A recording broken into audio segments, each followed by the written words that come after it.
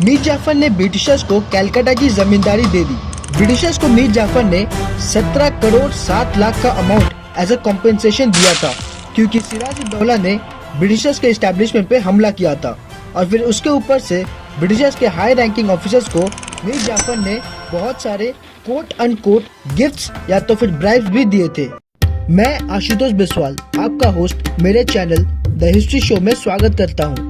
मैं आशा करता हूं कि आपको मेरे वीडियोस पसंद आ रहे हैं, तो वीडियो को लाइक, शेयर और मेरे चैनल को सब्सक्राइब कर दीजिएगा। तो जैसे ही बैटल ऑफ प्लासी खत्म होता है, ब्रिटिशर्स ने बिना कोई टाइम वेस्ट किए हुए अपना पपेट नवाब यानी कि मीर जाफर को बंगाल का नवाब बना दिया था, क्योंकि उन्हें पता था कि ये नवाब उनके इशारों पे नाचेगा और इससे ब्रिटिशर्स को बहुत फायदा होगा।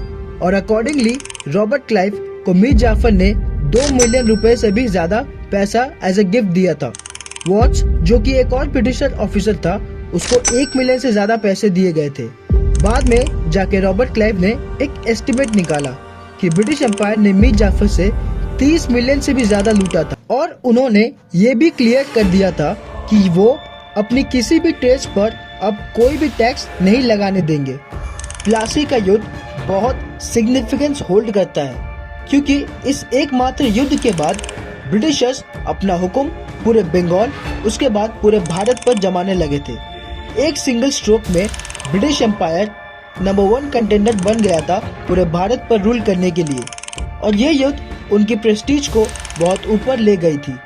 ब्रिटिशर्स ने बंगाल की रिचनेस देखकर ये फैसला लिया कि बंगाल के पैसों से पूरा ब्रिटिश एम्पायर, जो कि धीरे धीरे पूरे भारत में बढ़ रहा था, उसका एक्सपेंस निकाला जाएगा।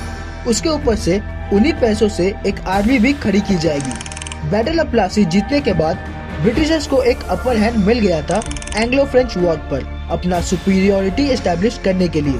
प्लासी के युद्ध के बाद पूरा बंगाल ब्रिटिशर्स के हुक्म पर चलने लगा था।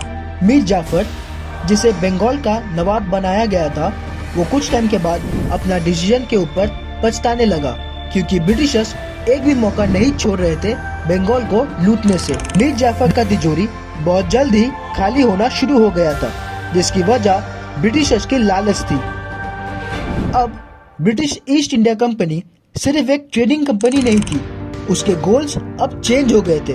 उन्हें बंगाल और पूरे भारत का पैसा लूटना था। मीर जाफर को अब तक ये समझ में आ गया था कि वो ब्रिटिशर्स के लालच के सामने टिक नहीं पाएगा, और इस बात से ब्रिटिशर्स भी खुश नहीं थे, तो उन्होंने मीर जाफर को उसके जगह से हटा दिया।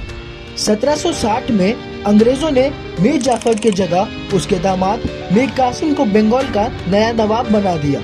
ब्रिटिशर्स को लगा कि मीर कासिम उनकी हर एक बात मानेगा, और वो हुआ भी। मीर कासिम बंगाल का नया नवाब बनने के बाद मिदनापुर, बर्दवान और चिट्टागोंग की जमींदारी अंग्रेजों को दे दी। उसके ऊपर से अंग्रेजों को कोट अनकोट 29 लाख रुपए भी दे दिए। लेकिन मीर कासिम भी समझ गया था कि अगर ऐसे ही चलता रहा तो उसे अपनी सल्तनत को गंवाना पड़ेगा। मीर कासिम एक एबल, एफिशिएंट और स्ट्रॉन्ग रूलर था।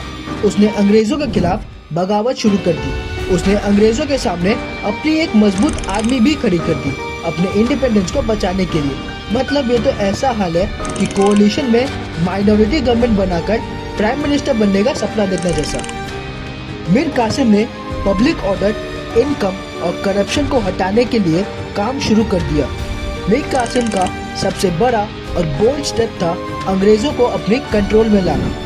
इसलिए उसने 1717 के रॉयल फरमान को वापस से इवैल्यूएट करने की कोशिश की, जिसमें अंग्रेजों को ट्रेड करने का लाइसेंस दिया गया था। पर अंग्रेज मीर कासिम के इस मूव से खुश नहीं थे। उसके ऊपर से अंग्रेजों ने भारत के ट्रेडर्स, मर्चेंट्स और पेजेंट्स को अपना सामान बहुत ही कम दामों पर बेचने पर मजबूर कर दिया था, जिससे कि भारत की इकोनॉमी, जो कि ब्रिटेन से भी ज्यादा थी, उसकी हालत खस्ता हो गई थी। तो आज के लिए बस इतना ही।